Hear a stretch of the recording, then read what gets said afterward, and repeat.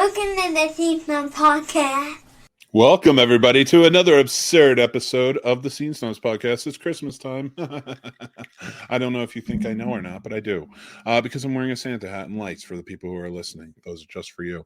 That's right, everybody. I'm Mick Manhattan from the Scene Snobs, and we are back again with another episode 306. That's right, 306 episodes of this show. And I might be going a little crazy. No, I am enjoying every bit of it, and we do have a great co-host. I can't even call him a guest anymore. He works for the producer. We have producer Paul here, but before I bring him in, I just want to talk to you guys. We got, I think, 2 more episodes of the Scene Snobs podcast till the end of the year. We're going to be doing our Christmas episode next week. We might have 3 because I might have a special interview with an old friend of mine who works in the film industry. And if I can make that happen with her, I'm really looking forward to it. And then I think we're going to do a crossover event, which we will have more information about going down the line. It's going to be a crossover with Sir Sturdy, and we're going to have a really fun thing for the end of the year. It's a New Year's special plan. So once we have those ironed out, I will definitely announce it.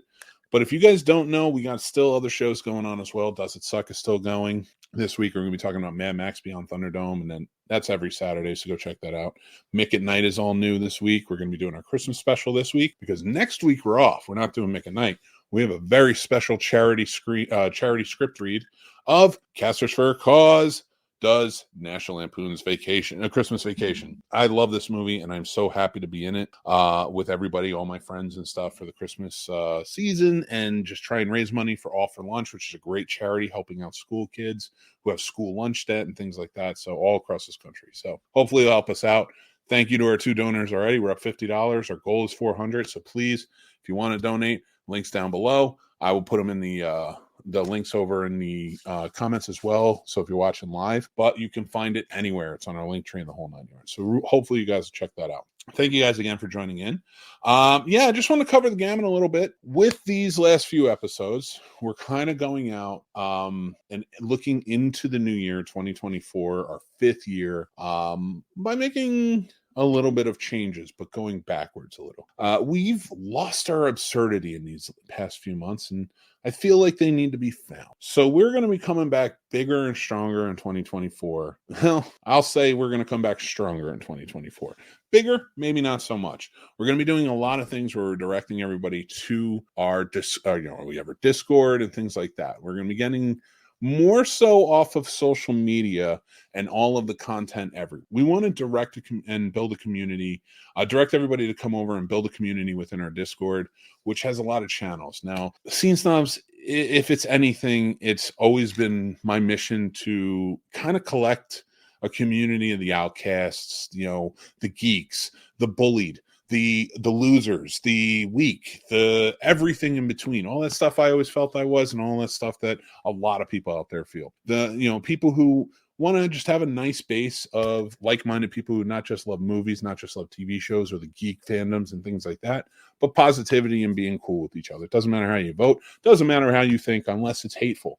We don't want hate. We don't want trolls. We don't want any of that. So we're going to be focusing more on moving it towards, more of a personal community space. So rather than, hey, if you go check on TikTok this week, you can go do this and see a video here and there's content, or go check our YouTube. We'll have our YouTube going strong with all of our shows. That's our channel, our main focus. That's where we'll be broadcasting from. And then we're going to be doing it mostly live to our Discord and to our Patreon.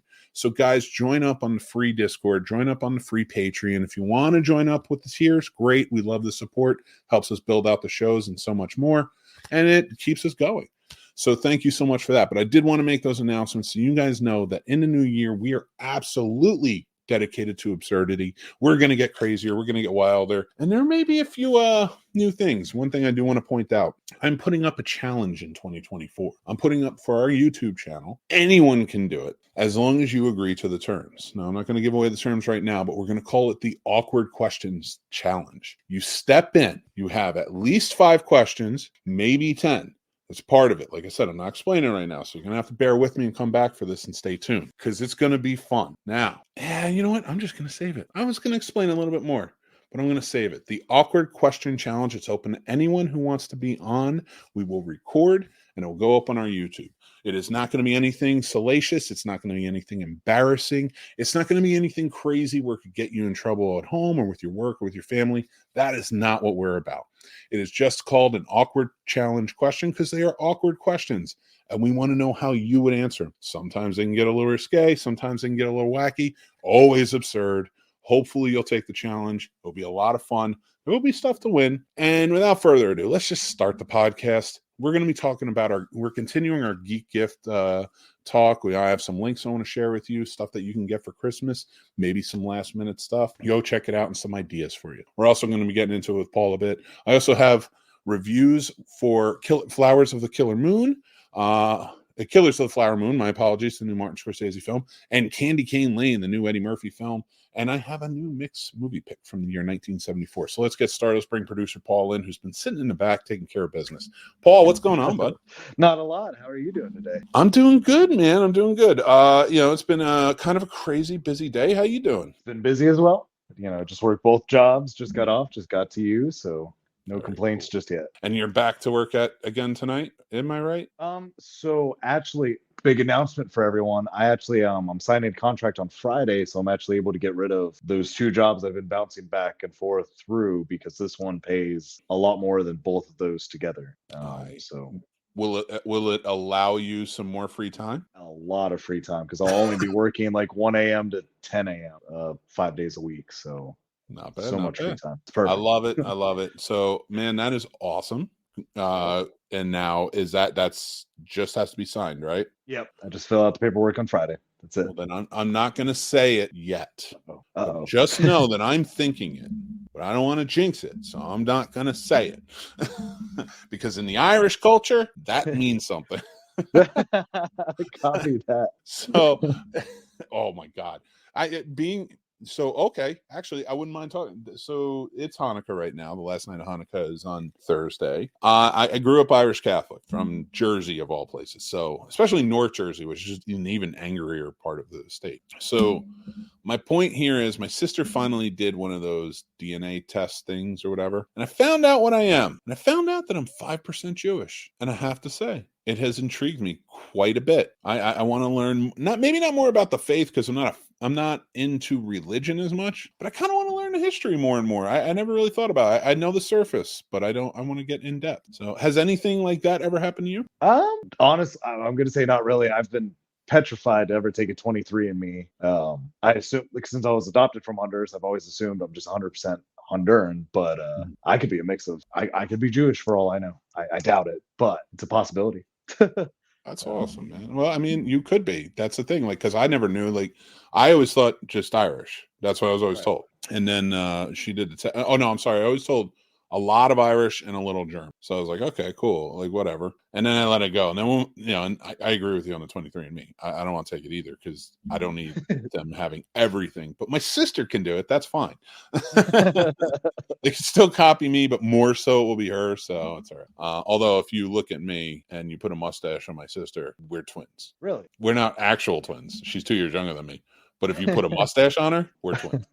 So that's sort of how that works out. But I will say, it has been intriguing me a bit because I found out we're Scottish as well, from a little bit of like Swedish, Denmark, and a little English. Okay. No German whatsoever. None. And then just Jewish, like 5% Jewish. And it always intrigues me on how all that sort of works out. Because I remember a friend of mine was going to give her baby up for adoption. Mm-hmm. And she was telling me that she has to go through all of this paperwork and such because if she has, and to sort of do the homework, because if she has any Native American of certain tribes blood, mm-hmm. she has to get the okay to put the baby up for adoption from the tribe, or the baby goes to the tribe. Huh. I never knew that. That's interesting. That's pretty cool. Yeah, it makes sense. I mean, I get that because that's that society is very tribe based, so they would want, right? They probably adopt the baby themselves. Yeah, that's interesting. I wonder how much of that slips through the cracks, that sort of thing. Is that something that we don't see much of in terms of because people just don't do the work, or right? But it'd be interesting to see how that kind of plays out. Yeah, good drama to watch. I'd watch that movie. It did make me think, like, hey, man, Happy Hanukkah. You need to start saying There that you go. for sure. Dreidel, dreidel, dreidel. It's true. It's funny because like I was like, hey, I told my son, I was like, we're Jewish. Like we have a little bit of Jewish in us. That's awesome. And he goes, and he doesn't understand religion because we don't grow up in a religious household. We grow up in a faithful household, spiritual, but not religious. We don't go to church. I got my own reasons for that. I think I'm well documented in a lot for that one. But so when he heard that, I don't think he was anti anything, but he was like, no, because like he just thought that meant like we're automatically into religion, and he wasn't sure what it was. And he's like, "You're not explaining it to me. Does that mean I have to do this?" And I'm like, no. That's not how it works. No. It just means that we're part of that culture, and I want to look into it more. And he's actually been going to a school library and looking into it. That's awesome. Yeah. Now, have you been able to narrow down like which side of the family, like grandfather's side, grandmother? That's a great question. I don't know. I would have to talk to her about it because she did the test, so they gave her all the info. I just got the percentages. That's all she sent me. And she goes, "Guess what we are?" I'm like, "Okay." I was like, "That's awesome." So I kind of just went with it, and I was like, "All right, well, I'll check it out and see what's what." And I never I did more research on the actual history of the Jewish people than I did on whose side is it on. I would venture to guess it's my father's side. Okay. Here's a funny thing. We don't know if our last name on my dad's side, we don't know if our name is actually Manhattan. Because our actual last name comes from my grandfather's father, of course, and he was a runaway. So we don't know. We know my father's been able to kind of draw families together up in the area that he grew up in and kind of do all that research. But he left, he ran away from home. I don't know why. We don't know any of the story or anything. He never told his kids or anything. He ran away from home and then wound up playing baseball. He was a catcher. Interesting. Yeah, and he barnstormed. So he played in the minors for a while. I don't know if he ever went majors. I feel like I would have heard that. I got you. So, but I know because he caught for Babe Ruth when Babe Ruth was a pitcher in the. That's really awesome. Not all the time. And no, right. But still, like just to even meet him, that's pretty awesome. And that's before like Babe Ruth was like Babe Ruth. So right. That's pretty cool. So like I always like finding out little stuff like that. Like if I find out anything like, oh God, your grandfather's Hitler. No, like I wouldn't want that, like I get it, but that one's throw the papers all around. I don't know what's going on here. Right. Just start burning everything shredder again. Just becomes like an episode of like Smallville when Lex finds out something and he has to shred all the papers and get out of town. Yeah. That'd be me. Now, Now bringing up family like that, I don't know any of the history of it, but on my mom's side of the family, apparently her father's brother decided he wanted to be a big actor, and he ran away from family when he was in his 20s, but he changed his name, and I guess my grandfather never spoke about him.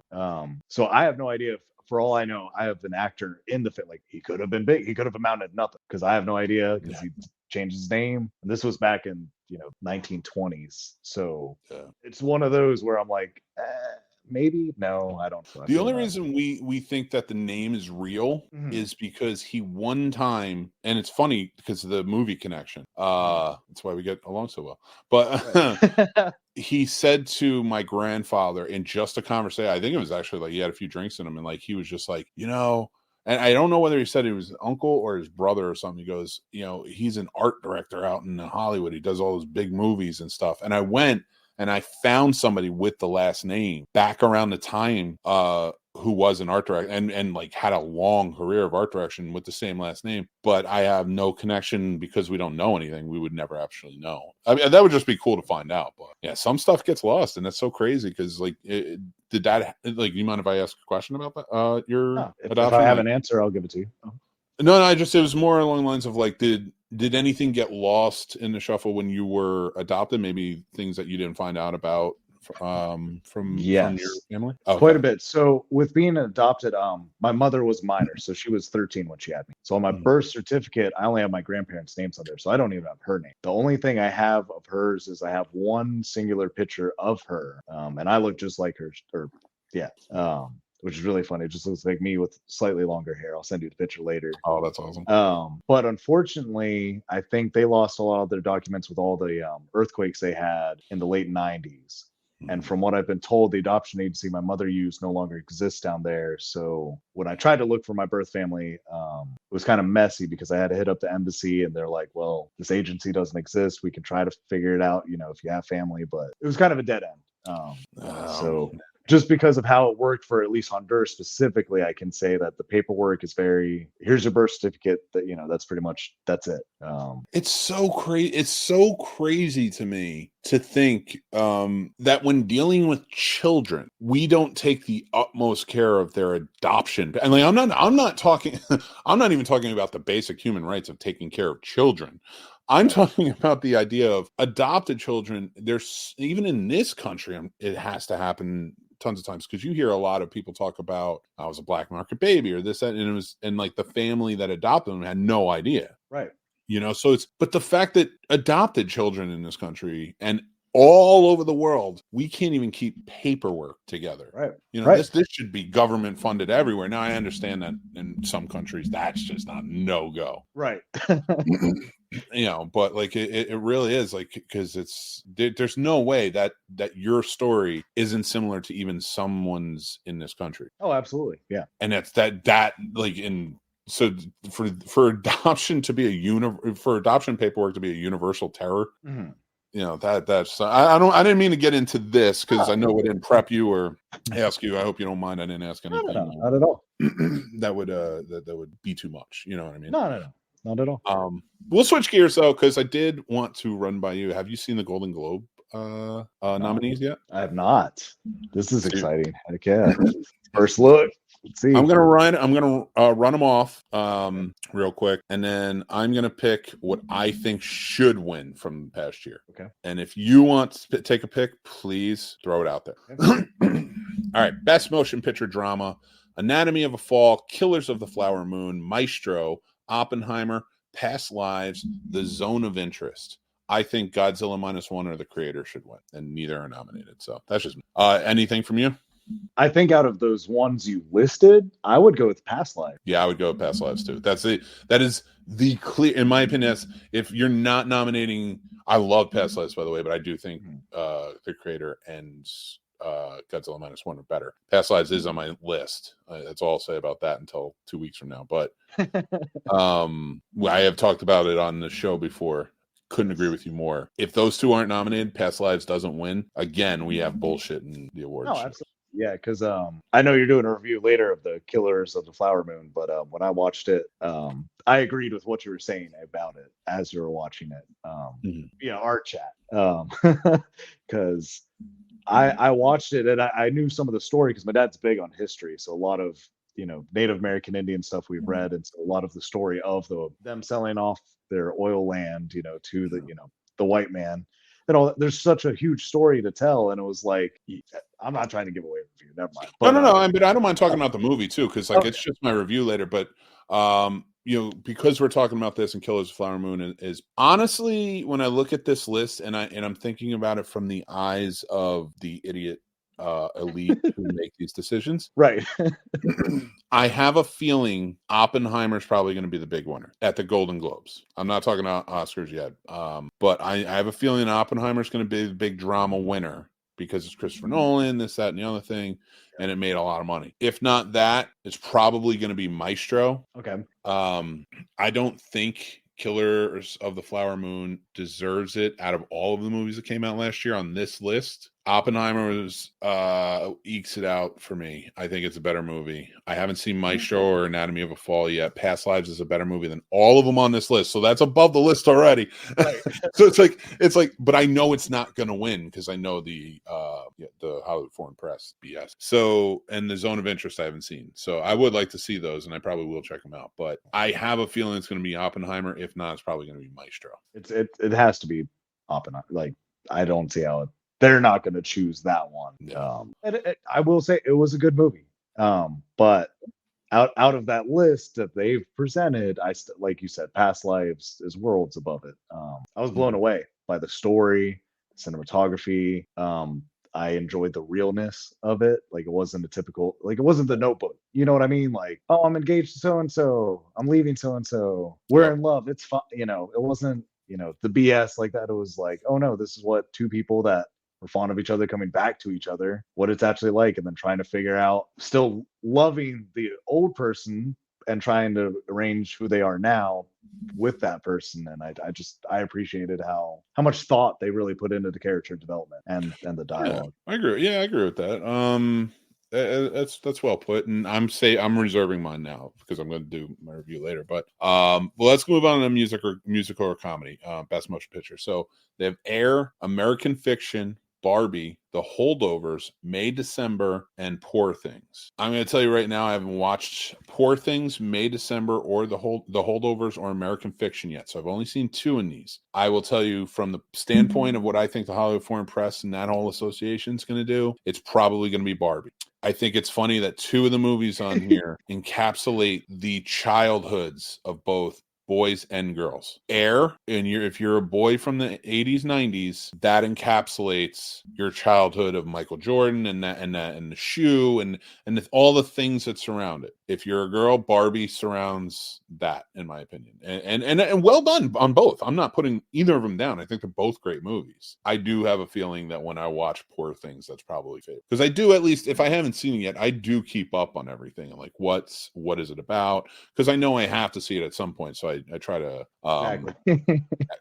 listen, people, sometimes I have to like methodically measure out what I'm going to watch when, because I can't watch like 4 dramas in a row and then without some sort of spice of life comedy in there or something. It will drive me utterly insane. Hey, Sturdy's here. What's going on, buddy? And guys, he has a show later tonight at live at 8. Make sure to check it out. Paul will be on. We're out here early tonight, so I'm gonna take the wife to see some Christmas lights. Oh, that's awesome. Yeah, wife and kids then it'll be fun for him. So and it's be fun for me too. Like, I don't want to act like macho man or anything. I'm gonna have a great time too. I'll wear my hat and my fucking lights. But not to backtrack, but with the Jewish thing, next year, do you think you'll be practicing, might be too strong a word, but do you think you'll go over any of the Jewish traditions for what they do for December? I will have a menorah. Okay. We will light the menorah because I have a menorah now because I always try to celebrate because I have friends who are Jewish. Okay. And if they come into this house, we have Christmas. It looks like Christmas threw up because we're into it. We love it. We love Christmas time and all that. So, but I'm going to have a menorah there. So when my friends come over, I will have a legit menorah for next year and we'll light it each day out of respect. It's not a faithful thing. It's out of respect. I try to do that like with all the cultures that I've learned that I'm a part of or that I've had the privilege to share in. Okay. That's fair. And I've had a lot of friends from different cultures and things like that, and they've taught me a lot of different things. And I love that stuff. I love experienced cultures. Maybe not an in-depth like eat all of our stuff and do all of this, and you have to act like, but like learning about it and slowly getting there and trying to, well, not slowly, but like in a good way, like learn how to respect those cultures and be a part of it. Like, it's just a lot of fun for me. So if you come into my house, I try to show that. Awesome. Not you though. I'm not gonna do that. Dang it! No Day of the Dead. You're gonna walk in and show me Honduras shit everywhere. Dude, come on, man. Here's some coffee beans and here's banana. They're both from Honduras. There's more. They've done more. Yeah, there's meat. Like, what else do you need? It's just cardboard cutouts of you in different poses that you didn't know I stole from Facebook. That'd be hilarious. Why do you have all of these? It's like, it's the most famous Honduras person I know. Honduran. Yep. I'm getting there. I'm slow to the punch, but I get there. I'm quick to get hit, so I feel that. There you go. All right, best motion picture animated. The Boy and the Heron. I haven't seen it yet. Elemental. I loved it. Spider-Man Across the Spider-Verse, which is my winner personally. The Super Mario Brothers, which is a very close second for me personally. I haven't watched Suzume yet. My son may have because he has Crunchyroll, so I'll ask him. And Wish I haven't watched yet. So, and I don't know that I'm against it or anything, but I'm a little tapped out on Disney at the moment. I get that 100%. It's easy to get burned out on Disney. It's a lot of Disney lately. That's all I'm gonna say. And they're buying everything and pumping it all out. So I'm like kind of like, I could take a rest. I'd be all right with that. But it is Yeah, I would say Spider-Man Across the Spider-Verse was the best. Yeah, I can agree with that. Here's my rant. Here's my dad rant. Ready? They added a new one, and this is the biggest bullshit of all. And if the Oscars does this, I will fucking hate them forever, as much as I already do. Cinematic and box office achievement. The movies on this list, if they are nominated for any motion picture achievements, they ain't getting it because they're probably going to get it here. And here we go. Do I even have to say it? I think we all know.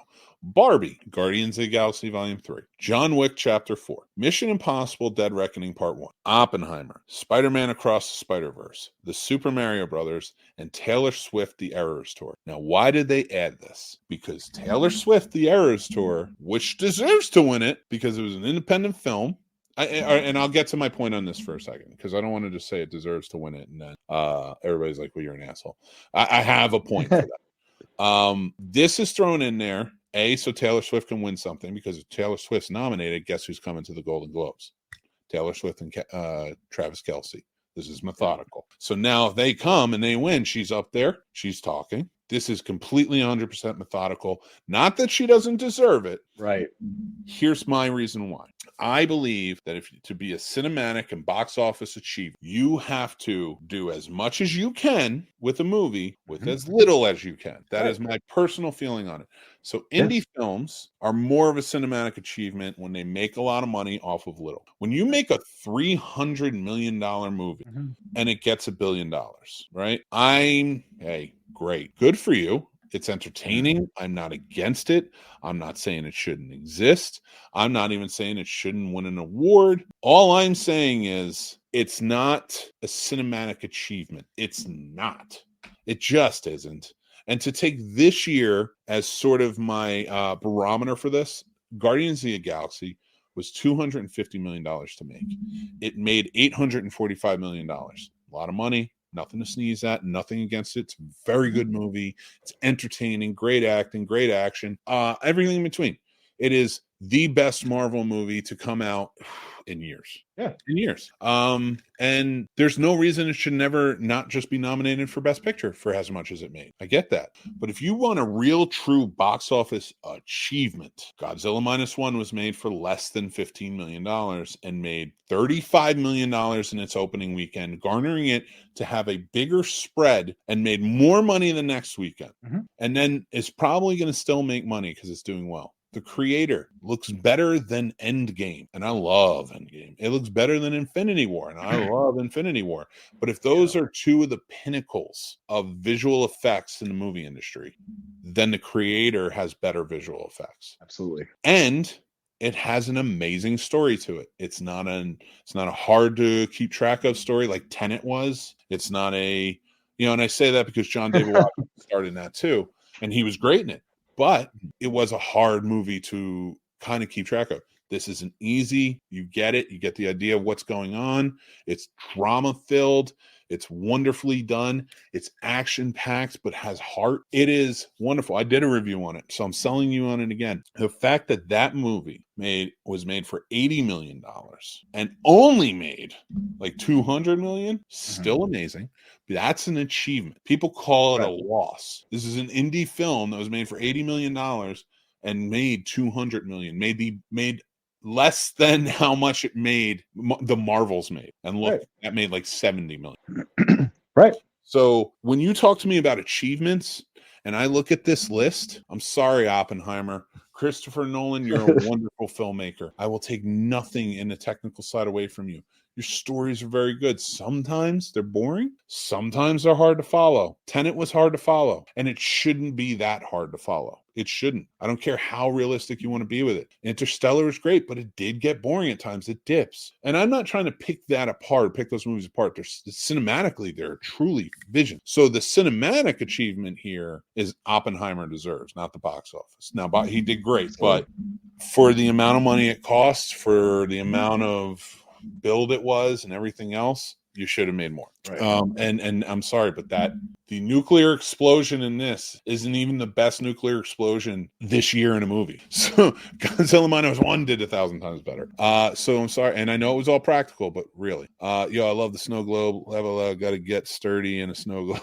Yeah, I threw that one together. I do wish with a lot of their nominations, though, they'd keep one movie in one category. I get you can't always do that for movies because some movies hit, Yeah. but I really wish it was just one per category and it wasn't I six understand chances for. But each one should mean something different, though. And Right. that's I think that's what I'm trying to point out to everybody. I think everybody's because I know people are going to look at cinematic and box office achievement and be like, "What the hell?" Like, I mean, isn't that Best Picture? Essentially, it should be. But the problem is they do not give the Best Picture the award. Right. So this is their way of saying, well, you want us to give popcorn movies the award. No, I want you to give the Best Picture award to Past Lives, which is the best fucking movie in that list. But you're not going to do it because you're not above board. You don't do none of these award shows and Grammys, Academy Awards, all of them. None of them do it above board. It's all favoritism. It's like how the Democrats handle it in a situation where it's like, oh, we owe you, so we're going to just go with you rather than the best person for the job. So, and that's a true statement, you fuckers. But my point is, you can't add something like this to add more and try and make your people happy and watch when it's not real. It's not real. We want the awards to be real. We want people used to watch these award shows to see what's the best of the best. That has not been the case since long before I was even born. You know, Right. so it's such bullshit to me that it fills all of this, and there's so many great filmmakers who will never get a shot because they're not in the elite. And then I watch this, and this whole fucking thing is just to get Taylor Swift and Travis Kelce to the and you'll never get me to believe otherwise. I'm sorry. That's the only reason they want him there is for the Golden Globes, and she deserves to be there. She deserves to be at least nominated. I'm not saying she deserves an award.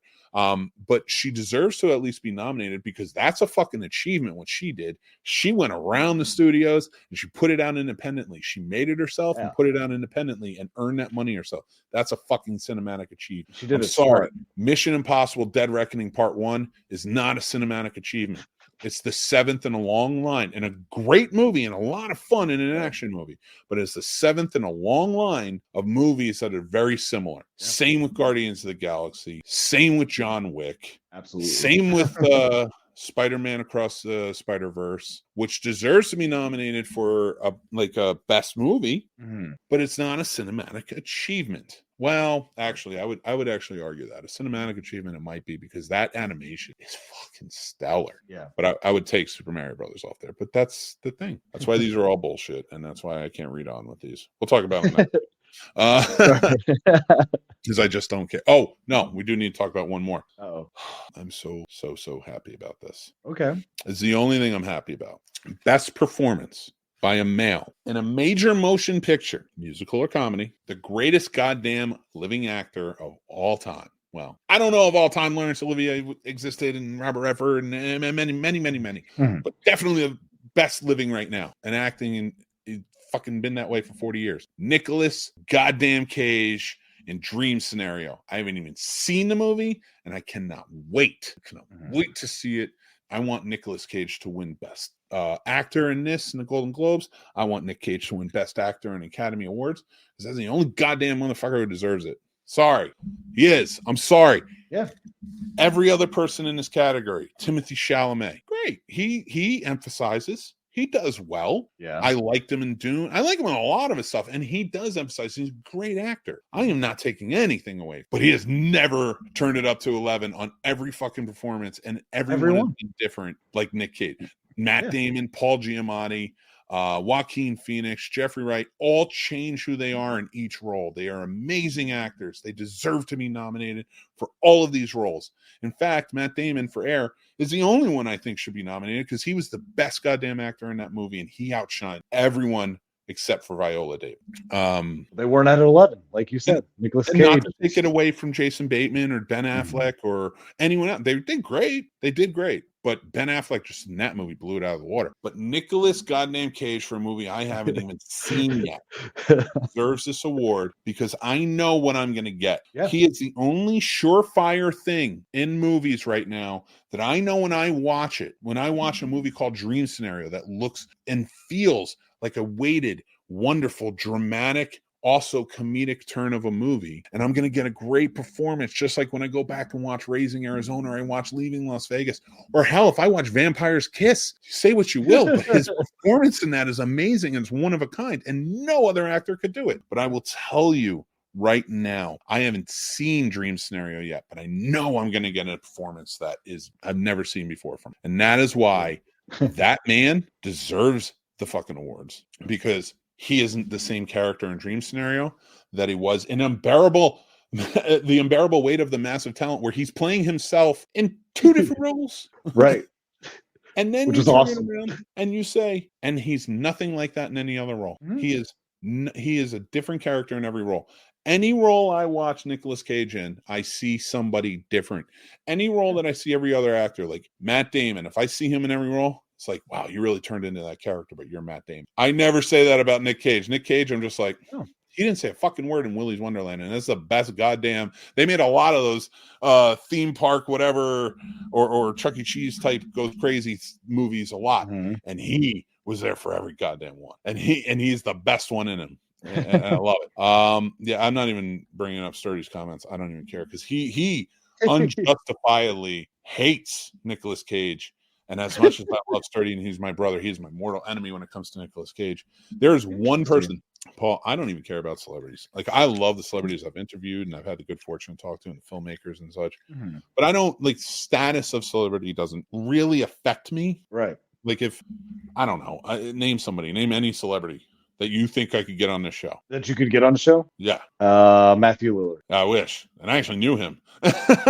So, no, like, yeah, and Matthew Lillard was on the show. That would be great. I would love talking to him, because that's the thing. I love talking to people. I want to have conversations. I don't want to just be like, all right, tell me about Five Nights at Freddy. I do, because I want to know what it was like making it. I want to know what your choices were. I want to know what it's going to feel like going forward. But I want to talk about everything. But I guarantee you, all that stuff I want to talk about is the interesting shit.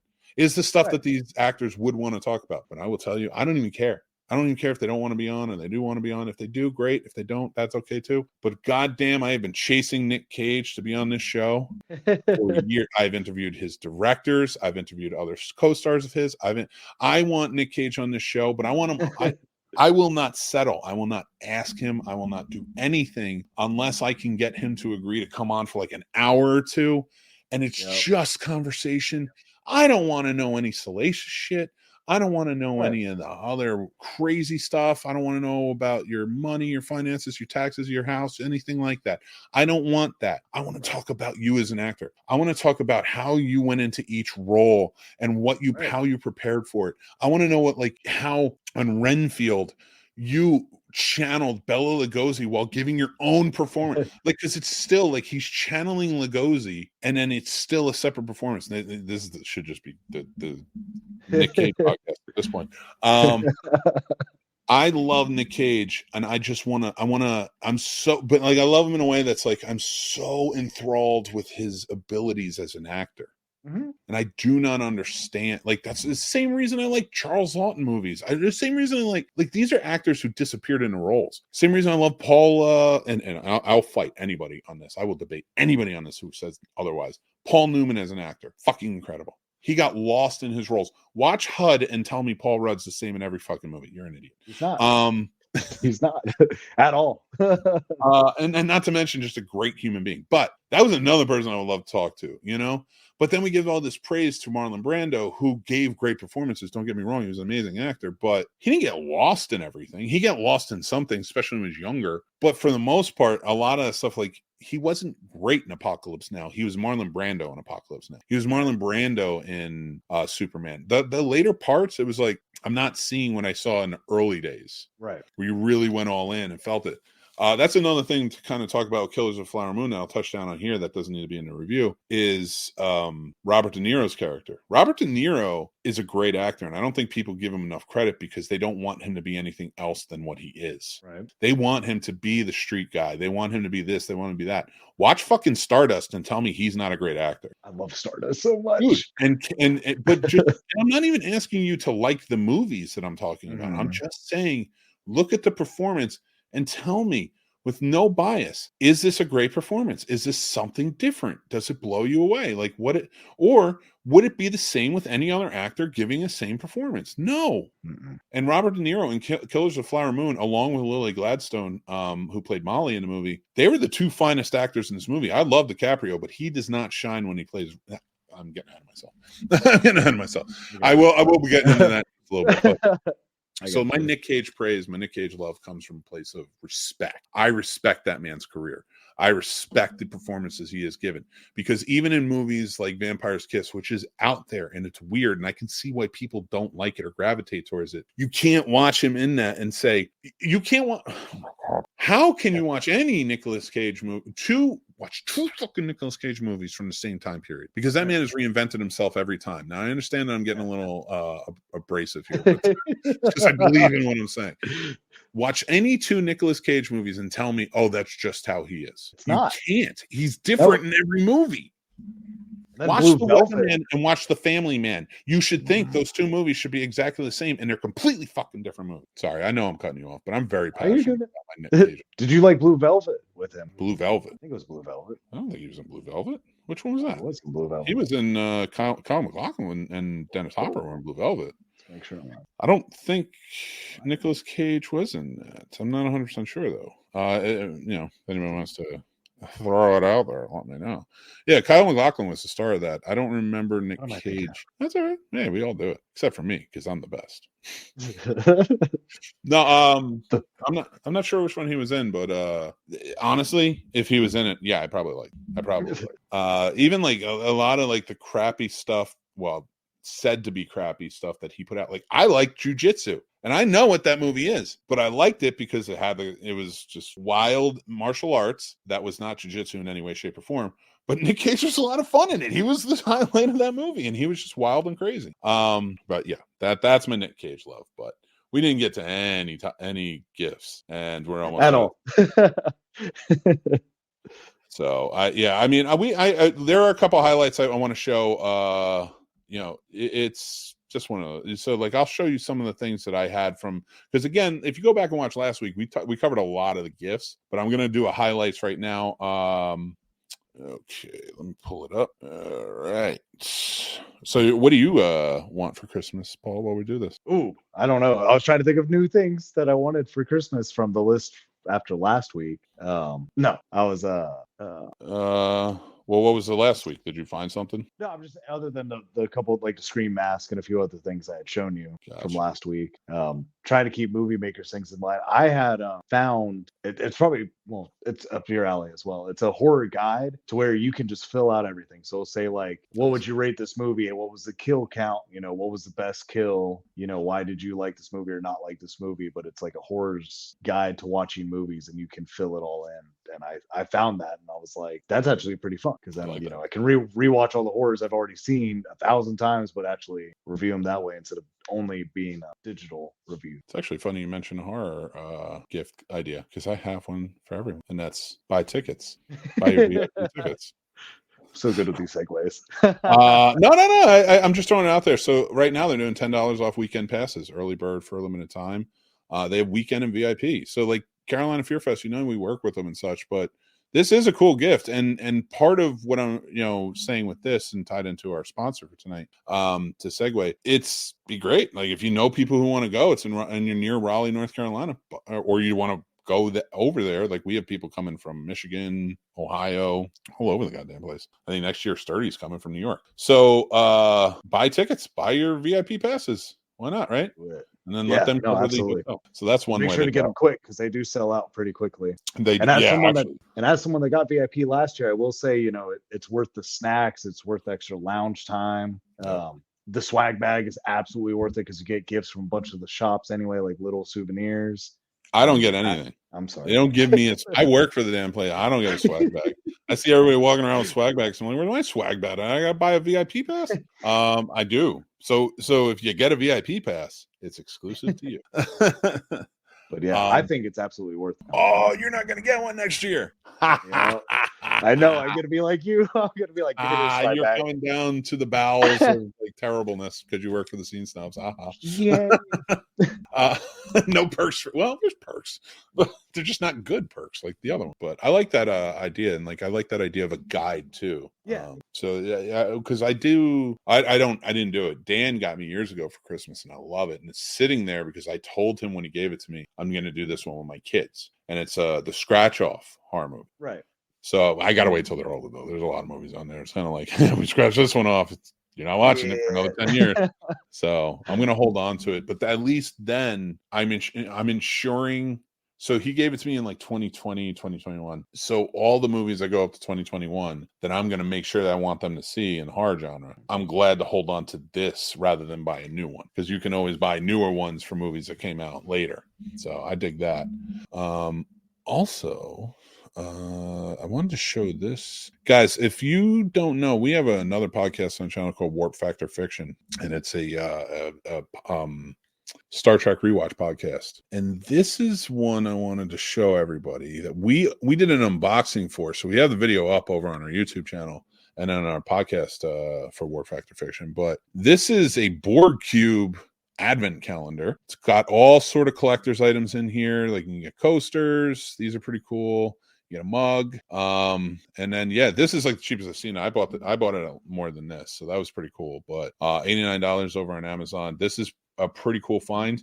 And if you are interested in knowing and not doing the advent calendar side of it, and you want to know what's in it, like I said, we did the unboxing, so you can go check out the video or podcast, and you'll find out. So that's one thing. And in the same vein, another thing, if you're a Star Trek fan, that I wanted to point out last week, but I didn't get a chance to get to, is right here. If you're a fan of Picard, like the character, this is an awesome gift. This is the entire Picard legacy. It's all on Blu-ray. It's got tons of stuff. I think it's like 35 hours. I'll read it off to you so you can check it out. But this is a very cool gift. And like I said, it's the entire legacy. So if you're a fan, so it's got over 35 hours of features, premium package containing 54 Blu-ray discs and exclusive collectibles. All series and films featuring Captain Jean-Luc Picard from Next Generation seasons 1 through 7, Picard seasons 1 through 3, and the 4 Next Generation movies, Generations, First Contact, Nemesis, and Insurrection. Exclusive collectibles, a magnetic Captain Picard badge. Oh, cool. 4 custom Chateau Picard drink coasters. Very cool. I like that. Custom deck of playing cards, because, of course, they're big poker players in the show.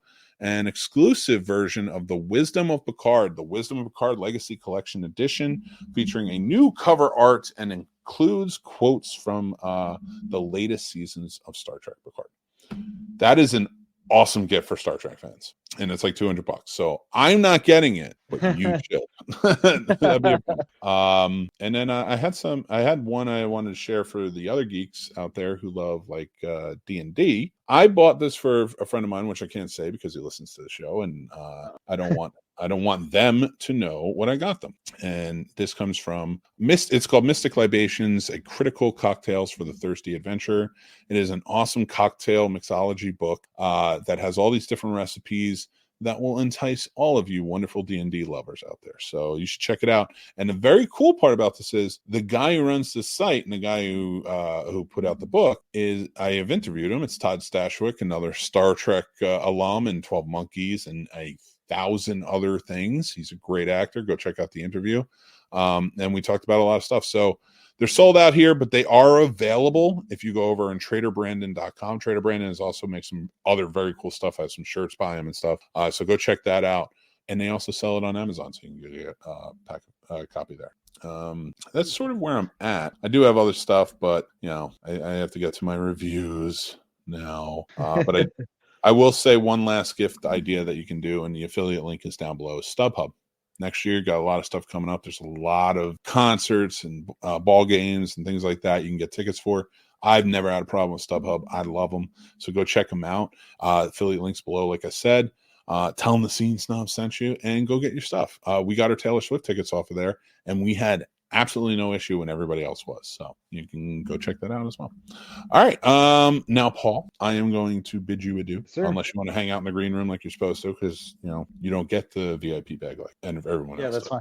I'll head up in the back room. I'm going to leave you in the green room. Thank you, Paul, for joining in. Appreciate you talking to you tonight. Anything you want to say before you get going? I hope you guys are getting ready for Christmas and you guys stay safe with all your traveling. You know, we'll talk to you again later this week and then next week. But if you're already traveling, I just hope you guys all have safe travels. Yep. I wish you the best, Paul, and we hope those papers get signed and everything goes well. So, and get out. So, all right. I am very excited about this. So we are going to do our reviews today. That's right, everybody. We're the Scene Snob Reviews. Killers of the Flower Moon, the new movie by Martin Scorsese, starring Leonardo DiCaprio, Lily Gladstone, Robert De Niro, and many, many more. And then we have a Christmas future classic, maybe? Candy Cane Lane, starring Eddie Murphy in the not a titular role. He lives on the street that is actually where it takes place, Candy Cane Lane. So let's start with Flowers of the Killer Moon, because I have a lot to say and I want to say it.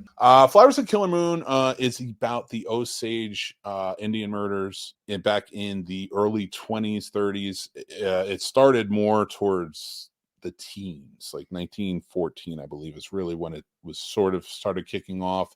And the main character in this story, played by Leonardo DiCaprio, named Ernest, who is a real person, married one of the Native American Osage women, who had a long-standing wealth from oil that was discovered on their land. And what they would do is, and it was horrifying, the government would make these Native American people have guardians, like white guardians, to kind of come in and handle all of their finances and stuff, would tell them what they can spend on and what they can't spend on. And they would actually have to, like, it was in this movie, they depicted it as they would actually have to secure permission.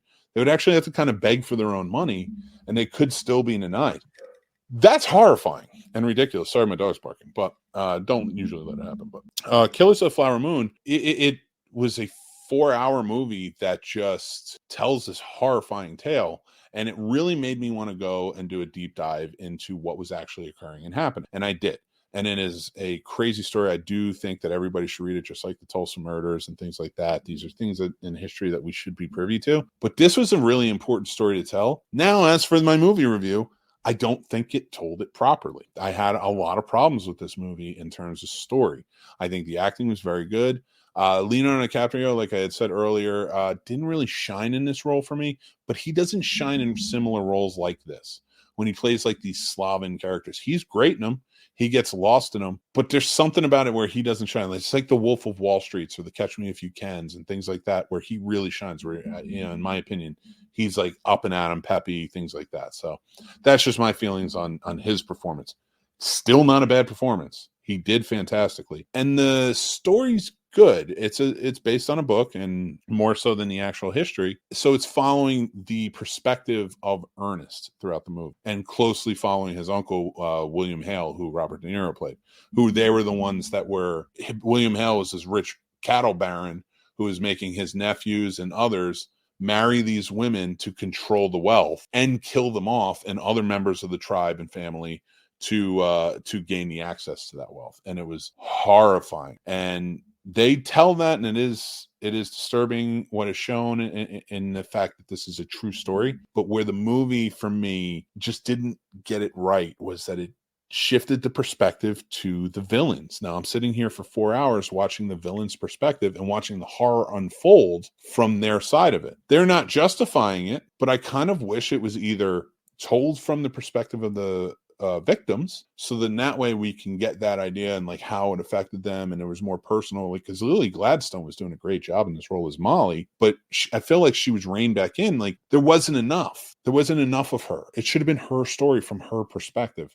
It's all of her sisters dying. It's all of, she goes through the most within the character's movie. I'm not going to say in real life, but she goes through the worst of it. And her husband is at the heart of it. So there was a lot there that I think you could have done and empowered a female character like that, and it would have made for a better story than what we got. I don't care about the villains. I care about the villains when they're interesting and sympathetic. These aren't sympathetic villains. They're trying to be, especially Ernest's character and with Leonardo DiCaprio and how he played it, but they're not. And you don't care about them. And the things they're doing are vicious and cruel and disgusting. So it's not getting me to cheer for you when I'm seeing it from their perspective. With that being said, That's a personal preference. There's plenty of people who don't mind their perspective, so I can understand why they really liked it. I do kind of wish if they didn't go from the perspective of the victims, they maybe did a dual perspective like he did in The Departed.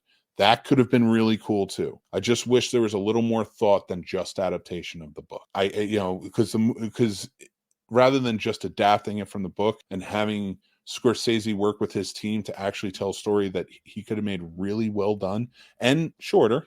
Let's be real, shorter. There's a lot of stuff in there that didn't have to be, generally on the side of the villains. But it was jarring for me that it was like that. So I didn't love it. I would have preferred the perspective to be a little bit different. I don't know. I'd love to hear what you guys think. But my review of this, my rating for this movie is 4 out of 5. Good movie. Great movie. Good performance. Well shot. Everything about it was really well done. But the story just kind of suffered, and it takes away microphone. But let's move on to our next movie, and that is Candy Cane Lane. 5 out of 5. No, I'm just kidding. Of course, I'm not going to do that to kill it. The Flower Moon. Candy Cane Lane is a movie where Eddie Murphy, having just lost his job, he was always about the craftsmanship that goes into things like his Christmas decorations are all wood carved, and he puts a lot of work and time into it. And it's a whole lane where everybody tries to outdo each other with the lights. So that perspective was interesting. Then he loses his job and he realizes, oh, the winner of the light contest or the decoration contest wins $100,000. So he becomes obsessed to try and win that money to help cover a lot of things. And it turns out that in reality, it's not, everything is not always as it seems. He goes and he buys a very special decoration from an evil elf. Yes, I realize this is the story, but whatever. It's not that bad.